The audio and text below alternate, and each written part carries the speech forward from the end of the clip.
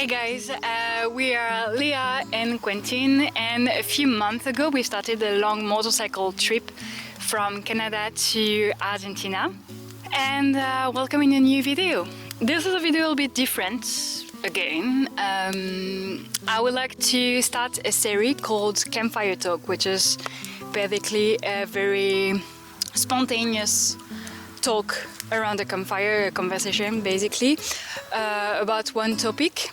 And I would like to make it interactive if something you like. So if you have any question or any topic you would like us to discuss, maybe let me know in the comments for the next videos. For this video though, the topic was a little bit obvious for us because we spent now more than a month waiting to be able to cross the border between Canada and the States because of paperwork. That's a long story, maybe I'll tell you in the next video. But we could afford to wait like that because we choose to embrace the slow travel.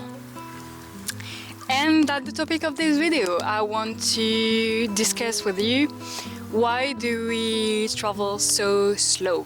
Because we are basically as slow as someone traveling on a bicycle, doing the same trip on a bicycle, or even slower. Yeah. So yeah, that's a filterless, non-prepared video about slow-paced travel. The first thing that made me choose the slow-paced travel personally is embracing a culture, because I felt like I lived in different countries and I could learn to know a community, learn to know a language, learn to know a culture. And I don't know, I'm just not a tourist passing through. I'm not just accumulating experiences and doing checklists. I'm actually living in the country. That's what we've done here in Canada, because we've been living there for 2 years now. So that's why we call slow. And we're planning several years to do the full trip to Argentina. That would be doable technically in 6 months. I think the average might be on motorcycle, might be 9 months to a year. We're thinking more about 2-3 years, 4 if it takes 4, I don't know. We are in a rush. And yeah, I think we're gonna try to live in some of the places we pass through. We're already talking about spending a lot of time, if we can, in Mexico, because we want to be confident in Spanish. We want also to... Yeah, and I got A0 when it comes to my Spanish level, so I really want to focus on learning Spanish first. I really want to go hard in it. Yeah, and I want to discover the Mexican culture, which is quite rich, I think. So we have everything to learn about it. I know nothing about Mexico. It's actually a little bit embarrassing how little I know about Central and South America and its history. Wow, that should go better in a few years. I hope so. The other important things for me for this kind of travel is a lower carbon footprint. The slower we travel, the least kilometers we do per year, let's say, the lower our footprint is. I don't know, I'm not sure if that's clear, but also by living somewhere you participating to the local economy, and that matters to me. And yeah, what do you think about that? Well, the thing is, so far that slow travel, I just arrived in a place and then found a job there to save up to continue travel further. So that's kind of how I do traveling, just work somewhere and in the meantime make a lot of new friends, know the place a little bit, and then as soon as I have enough money or to go on, or I think, okay, I know what there is to know now about this place, then I go on. Yeah, I'm not sure that's something we can do on the Pan American though, because we used to travel a lot with work visa, and we won't have access to other work visa. So We're working holiday visa. yeah, well, that's a work visa anyway. Yeah. But we're gonna keep working. We both work a little bit online. So we're gonna have same thing, like period when we work and period when we travel, and that's always the occasion to be part of a community indeed, and to live somewhere really. To come back to the ecological part of it, slow travel means also slow living. We don't own a lot. We are minimalists technically, even though for motorcycles we are quite loaded. Yes, we are quite loaded, but it's mostly with... Yeah, what is it mostly loaded with? It's just we love food. I love coffee. And we have like some luxury items definitely, because we both have different hobbies. I do have a lot of camera gears. We have a lot of camera gear. Yeah, we're definitely heavily loaded for motorcycles, but we have to take in consideration that it's everything we own. And if you look at it like that, it's not that much. We definitely don't fill a full house with all the things we have. Barely a room, but I feel like it's really all I need. I don't need more. I like it. So yeah, this is definitely a minimalist life, and I think that has an impact as well. What else? Why are we slow? Because you need your coffee in the morning. We start by the time we packed up everything. Average it's 11 a.m., right? But here, because it was easy in Canada to start late, there used to be a lot of sunlight in the north. There were no pressure. That sunlight, that constant sunlight was weird. I kind of liked it. Because I thought it was gonna be very hard on the sleeping pattern, but not really. You could do a lot of things during the day, because the day just never ended. Yeah, and then we didn't have any pressure to find a camp. We just took the habit to take our time. I think that going more south, we're gonna lose some daylight, and then we're gonna have to probably change a little bit these habits. But anyway, even like that, we don't like doing a lot of kilometers per day. I think our average might be 100 kilometers. But like 300 kilometers is a big day for us, and usually we don't like it. No, because my butt hurts. Definitely don't do more kilometers. That would do a cyclist per week. The few bike packers that we met, like sometimes we're at the same campsite for a few days. So they just get up early, pack everything, and be gone. And by the time we leave and get to the next campsite, they've already been cycling for what, 5 or 6 hours? And I think in general this lifestyle is saving us some stress because I don't know, I don't like being rushed.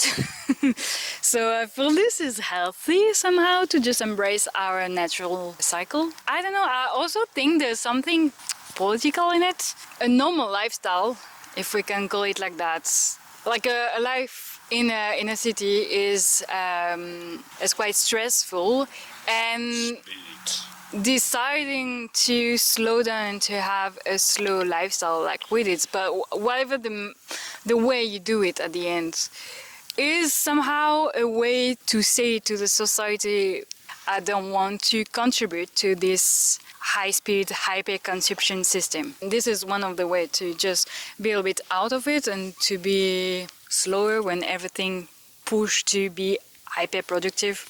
That's my opinion about it. But and like personally, that's maybe not your case, but that's also why I'm having this lifestyle, which is definitely unconventional. That's why I'm being a misfit. You wanted to talk about the downsides of it? Oh, there's quite a lot, although I love my life, this is the way it is now. Just going from place to place, but it doesn't leave a lot of space for really good friends. You just hop from place to place and everyone's staying, but you're not. If I can add to that, I feel we're making friends, but they are spread out all over the globe.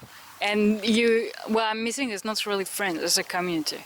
We spent a few years in New Zealand. That's where we met. I think in New Zealand we succeeded to have a community, and that was quite hard to live. But that was a community of long-term travelers like us, slow travelers. It was slow travelers, yeah, because they had to.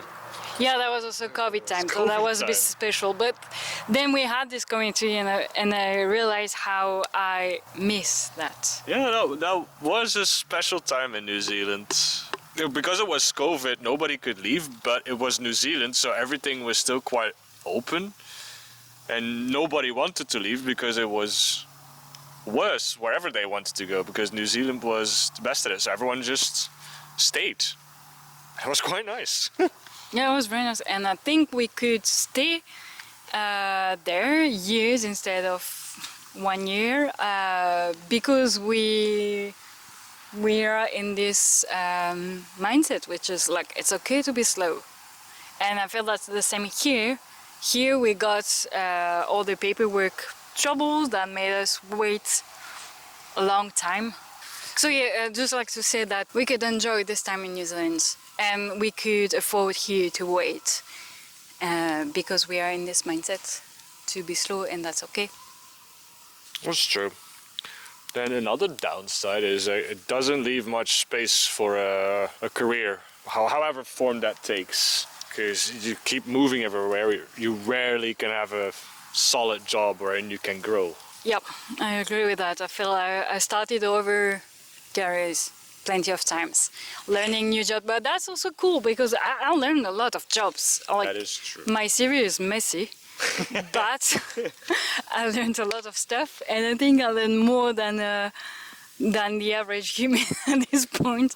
I can do a lot of stuff, and I like it, but that's staying kind of at the low scale all the time, except if you build a career online. That's what we're trying to do.